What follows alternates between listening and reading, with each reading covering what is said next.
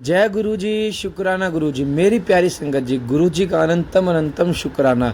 जितना शुक्राना करे उतना कम है। सबसे पहले आप हमारे चैनल को सब्सक्राइब कीजिए, बेल आइकन को प्रेस कीजिए ताकि न्यू लेटेस्ट सत्संग की जानकारी आपको सबसे पहले हमारे चैनल से मिले। क्योंकि गुरु जी कहते हैं सत्संग करने वाले का भी भला तो सत्संग सुनाने वाले का भी भला। तो संगत जी और गुरु जी बहुत ही कम लोगों को ये सेवा देते हैं कि कोई संगत दूसरी संगत का सत्संग दूसरी संगत में शेयर करती है। और ये जो टेलीपैथिक का गुरुजी ने माध्यम सुना है हम लोगों के बीच अपने मैसेज पहुंचाने का, और जो भी सत्संग आते हैं, क्योंकि सत्संग में किसी न किसी के कल्याण के लिए कोई ना कोई कुछ ना कुछ हिंट होता है संगत जी।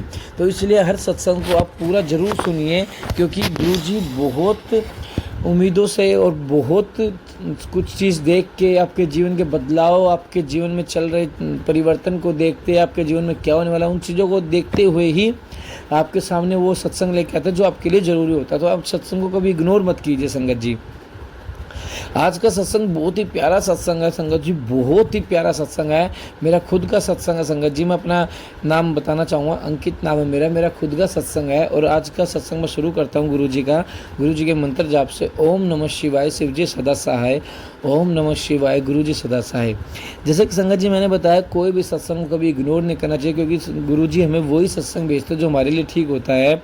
अभी हाल ही में 8-9 दिन पहले मेरे सामने एक सत्संग आया था बार कि पुत्र तेरे घर में एक बीमारी आने वाली है, इससे पहले वो तेरे घर में जगह बनाए तो सत्संग सुन, इसमें उपचार मिल जाएगा। तो मैंने वो इग्नोर कर दिया सत्संग जी, सच बताऊं तो मैंने वो इग्नोर कर दिया। और मुझे नहीं पता था कि वो इग्नोर करना मेरे को भारी पड़ जाएगा। तो फिर वो सत्संग मुझे लगातार 4-5 दिन तक रिफ्लेक्ट होता गया। तो मैं नहीं समझ पाया कि ये मेरे लिए ही है। मुझे लगा क्योंकि घर में तो सब स्वस्थ और गुरु जी का आशीर्वाद है, तो मुझे इतना लग ही नहीं रहा था कि ऐसा हो सकता है। तो संगत जी, मेरा बेटा अपनी मम्मी के साथ अब अपने नाना नानी के घर गया।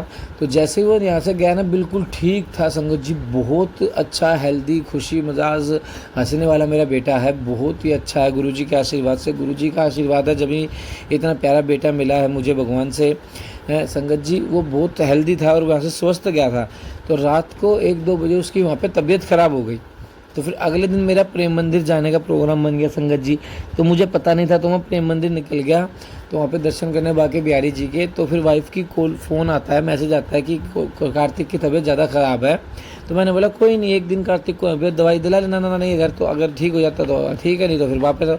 तो कार्तिक मेरा बेटा है, वो ठीक नहीं होता संगत जी बिल्कुल भी।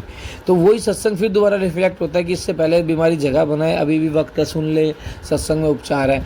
तो मैंने फिर इग्नोर कर दिया संगत जी। तो फिर कार्तिक को मैं अपने बेटे को उनके मामा के घर से अपने घर लिया, तो मैं दवाई तो वो ठीक हो गया।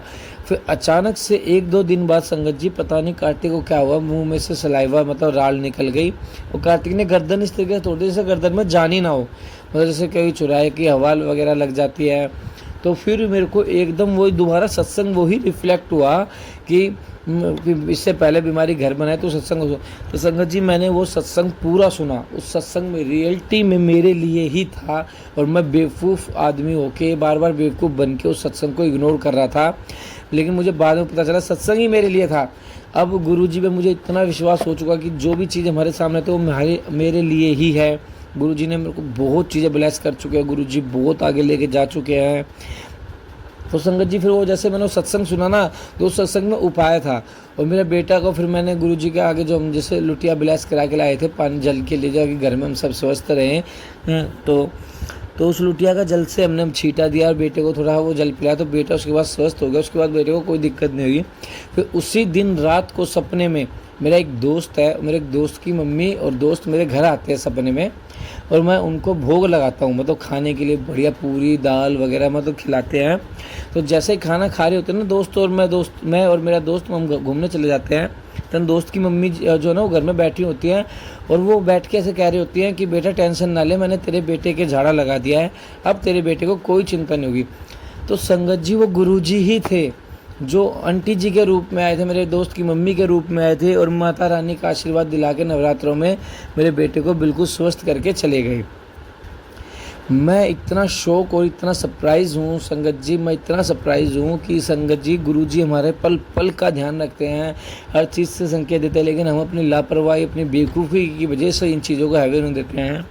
तो गुरुजी का लख लख शुक्राना है मेरे प्यारे गुरुजी की किस तरह सपने में आ गए, मेरे बेटे को स्वस्थ किया।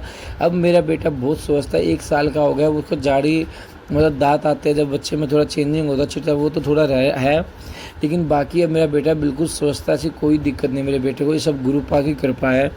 शुक्राना मेरे गुरुपा, शुक्राना मेरे गुरुपा। मुझे माफ़ करना गुरुपा, मैं आपके संकेत को समझ नहीं पाया। आगे से ऐसी भूल नहीं होगी। संगत जी आप भी सत्संग को पूरा जरूर सुने, क्योंकि गुरुजी हमें वही सत्संग सुनाते हैं जो हमारे लिए होता है। जय गुरुजी, शुक्राना गुरुजी। अगर कोई गलती हो तो माफ़ करना संगत जी। जय